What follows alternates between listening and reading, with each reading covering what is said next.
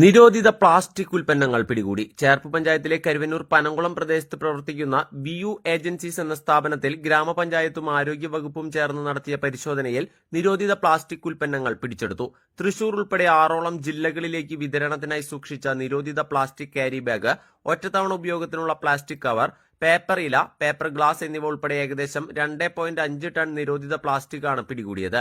ചേർപ്പ് പഞ്ചായത്തിലെ ഏറ്റവും വലിയ പ്ലാസ്റ്റിക് വേട്ടയാണിത്. സ്ഥാപന ഉടമയ്ക്ക് നോട്ടീസ് നൽകുകയും പിഴ ചുമത്തുകയും ചെയ്തിട്ടുണ്ട്. പരിശോധനയ്ക്ക് പഞ്ചായത്ത് സെക്രട്ടറി മുംതാസ് നേതൃത്വം നൽകി. ജയചൈ ദീപക്, പഞ്ചായത്ത് ജീവനക്കാർ എന്നിവർ പരിശോധനയിൽ പങ്കെടുത്തു.